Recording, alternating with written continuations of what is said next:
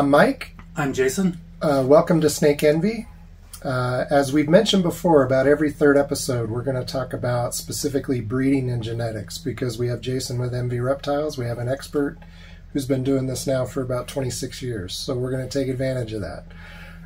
Before we get started, though, one thing you and I have been talking about recently is that the hobby has changed a little bit. When you and I got started decades ago, almost everybody learned from a mentor. You learned from someone who was already doing it, and that's been replaced, of course, by care sheets and the internet and social media in large part. That's not to say mentors don't exist. We try to mentor people when we can, but tell me about who your mentors were in terms of breeding and in terms of learning and your journey from when you started out to now. Yeah, one of my mentors was Rick Blair. I had the privilege of living within about 15 minutes of his place. And if you don't know Rick Blair, he kept about 1,000 colubrids and had a top-notch collection, one of the best, in my opinion. Very well known in the hobby, without a doubt. And tell us about how that relationship started, and was he one of the main influence in terms of you wanting to breed versus just keeping snakes as pets? Yeah, I mean, yes, for sure, because I just had a few king snakes and stuff like that I've bought at the pet stores. I didn't know that there was breeders and stuff like that. And a friend of mine told me about Rick Blair, and I called him up. I was luckily enough that he spent time with me on the phone and invited me over, and I bought snakes and built up my collection, a lot of stuff from him and others. And he just taught me the ropes, and he even taught me about like field hunting and stuff like that as well. Yeah. Matt Smith was another one that taught me a lot. High Mountain Reptiles, Dave Long. And yeah, those two were my main influences. Yeah, my experience was similar. I've always just been a hobbyist. I've never bred. But same thing. I've been keeping snakes off and on for about 40 years. And you know, when we started as hobbyists, as pet keepers, I was in the same boat. We dealt with a lot of wild-caught snakes. There wasn't really the industry that exists today in terms of captive breeding. But I had a friend's brother who I think he kept 3 snakes at the time. He was an early mentor, kind of showed me the ropes in terms of just setting up an enclosure. Do you remember AstroTurf, by the way? Oh yeah. That's what we all kept our snakes on back in the day. It's really funny to look back at what we did, but there was a pet store where we bought that stuff, where it was actually an aquarium store. We all had aquariums, my group of friends, and we got our fish and everything from this guy. But he also had 3 breeding pairs of California Kings that he kept in the back, and he sold those snakes every fall, and he sold reptile supplies, and he was definitely a mentor. And we used to buy the AstroTurf from him. He had a roll of it. You bought it off the roll and cut it down to size for your enclosures. I think the reptile supply companies called it reptile mats at one point, and they sold the AstroTurf. You'd hose it off when you cleaned it. And then he introduced me to a guy. He was actually a friend of a friend's father, and he knew the pet store guy well, and he had bought king snakes from him. But those 3 individuals I learned a lot from. And what was really amazing about having 3 different people like that, and I'll bet you had a similar experience, I learned early on that you could do the same thing different ways. Correct. All 3 of those individuals did things just a little bit different than the other, but they got the same results. And I think that's one of the things missing from the hobby today as well, is care sheets have kind of locked people into the idea that this is what it should be. And some of that art of snake keeping and experimenting and figuring out what works best for any individual snake, maybe we've lost to a degree. But anyway, mentors used to be really, really, really important. What we're going to talk about primarily today, though, is breeding, as we said. And so let's talk about the timeline. Your snakes have been out of brumation for 2 weeks. 2 weeks. They're having their first meals this week. Yep, tomorrow. Tomorrow, okay. So walk us through the timeline from now until when you'll start actually pairing them up, and then how long before you see eggs. Just kind of walk us through the timeline beginning tomorrow. Okay. I do stuff a little differently. I've kind of developed my own techniques and learned a lot along the way of what works better and what doesn't, and what works for me and what works here.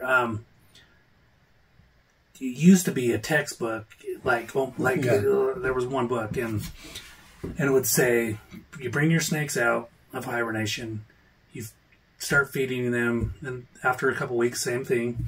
But then it would say, you don't put them together until they shed. And that's when they're ready to breed. As soon as the female sheds, she's going to go into ovulation and want to breed. And that is true in a lot of cases. I do not go by the shed rule. I go by timelines that I've learned on all the species I've kept. I've learned when they breed, when they lay, how long until they breed, because a lot of them think, oh, it's week 4, 5, they start breeding. And that's not true with every species. It's different. And so I don't go by sheds. A lot of my snakes, I go by weeks, and I'll go 4 weeks on a lot of stuff. Bull snakes, corn snakes, and king snakes, and a lot of that stuff does go fairly early. About week 4 to week 8 is a good breeding season. There's about a month window.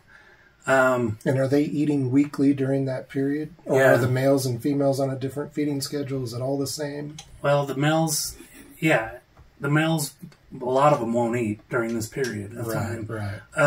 They want to breed. So about week 2, I start putting food, give the females as much food as they want. I'm not power feeding by any means, but feeding consistently and well. Where the males, a lot of times they won't eat, and once they don't do that, I just kind of quit feeding them because it's just a waste of food. So a lot of snakes will start breeding week 4 to 8. I have a lot of species that breed, they won't breed until week 8. I don't even put them together till week 8 out of hibernation, 2 months.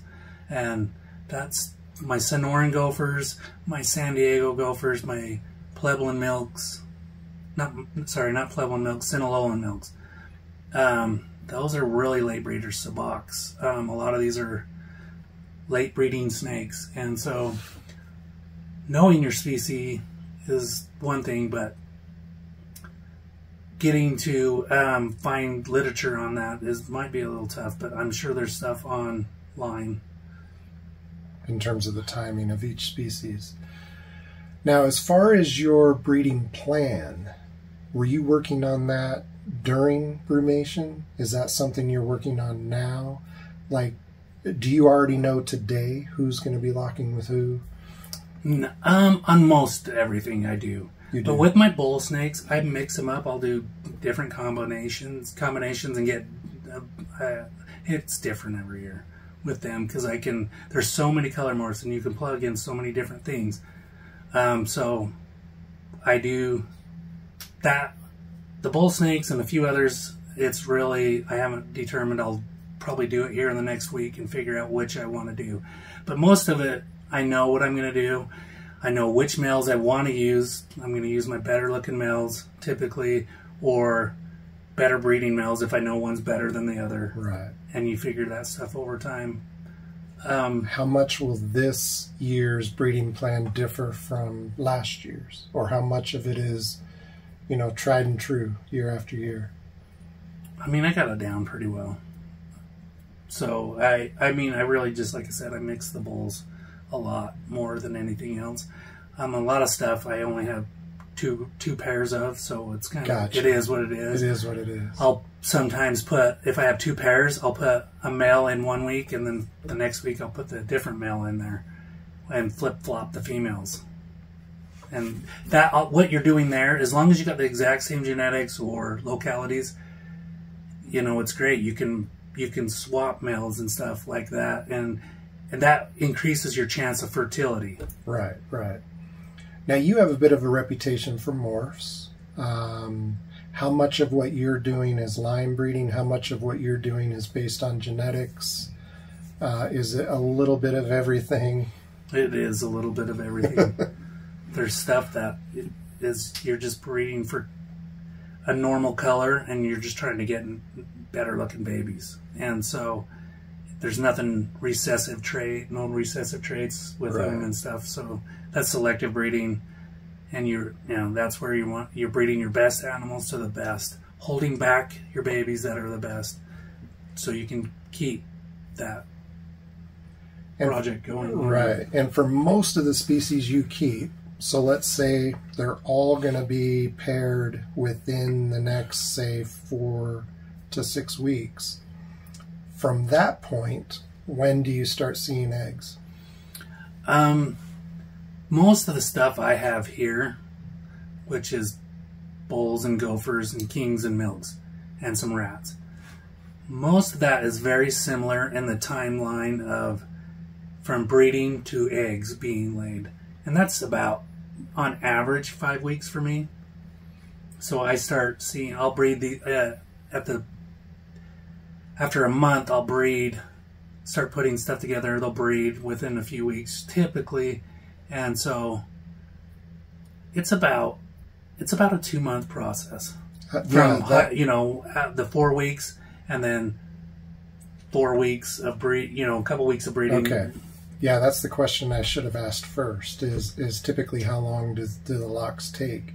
So that's a 2 to 4 week process, and then you've got a 4 to 5 week process in terms of getting eggs from there. Correct. Okay. Yeah. So usually I bring stuff out March 1st, and by early April, I'm getting eggs on the early breeding stuff. Now, I hear a lot of different philosophies on how long snakes are paired together. How much does that vary by species? Have you pretty much formulated kind of a rule of thumb for most of them, or does it just vary every year? We always hear about king snakes and milk snakes having to be more careful than with the other species, but yeah, how much of it are you supervising? How much of it is put them in and let them go? How much does it vary species to species in terms of how long the males and females stay together? I keep most of the males and females together about the same long. I'll go let them breed for 4 weeks easily. So they'll stay together for 4 weeks. Well, except for feeding. Except for feeding. When they feed, and I put the males in for about 3 to 4 days, and then they'll eat. The females got full bellies. You don't want to disturb them, so I give them 3 to 4 days rest. Okay. And then reintroduce the males. And for those 3 to 4 days, there's almost constantly a male with them. Gotcha. Except for, I have a few, I have some eastern milks that I have one female that wants to eat the male every time. And so certain ones I have to be here for. But most of it, like kings and bulls and gophers and rat snakes, I'm not worried about it. You're right. You can let them go for a few days. Yeah. But that's interesting. So you're factoring feeding into that. So this is a busy process for a few weeks where you're moving snakes around. Yeah, you come down. I'm down here daily. Daily, yeah. Doing that. And then you've got kings and some of those that you got to supervise a little bit. Interesting. All right. So one of the things Jason is going to do for us is he's going to show us how he sets up his lay boxes and also how he prepares his eggs for incubation, and tell us a little bit about that process. Now, one of the questions I hear most often is, why are we taking the eggs from the mothers? Won't the mothers just incubate the eggs and do it for you? Well, I would never do it, especially in these tubs here, because they're just going to get crawled on and trampled and destroyed and pooped on and whatever else might happen. Hognoses might eat them. Others, yeah, some snakes eat them. They probably aren't going to hatch, and you're not controlling. It's harder to control humidity levels in the cage. So, and I think a lot of beginners don't understand either that most snake species have no maternal instincts. In other words, part of the reason they ask that question is they think that mom is going to sit on those eggs for that 4 or 5 weeks. And the reality is most snake species have no maternal instincts. Cobras are known in the wild to build very elaborate nests, and both mom and dad guard the nest while the eggs are incubating. Pythons are known for sitting on their eggs. But most of the snakes we keep in the snake hobby have rattlesnakes. They give live birth, and their babies are known to stick close to mom for the most part for a few weeks, but they don't have to. Mom has no control over that. But most of the snakes we keep in the snake hobby, even if you did leave the eggs, assuming mom wouldn't want to incubate them anyway. No. She has no interest in sitting on them like I think some people imagine. A lot of them just bury them and then leave them. And leave that's them. it. Yeah, exactly. That's as far as it really goes. All right, so let's talk about lay boxes, and then once we do have the eggs, preparing those for the incubator, and kind of talk to us about your setup, your temperatures, your humidity, all that stuff you're shooting for. Well, I use something that's going to fit. This is a what I would call a lay box, and I want this to be able to fit in here, and so you got to do size appropriate. Now, this was the most nerve-wracking thing when I first started building nest boxes, is a proper mixture, because you can drown eggs if you have too much moisture in this. And I'm not going to use that hand, I want to use this glove. Thankless little mess. And what you want to do is you want to mix this really well, and this is just vermiculite and water. And some people like to use perlite. I'll use a little bit here.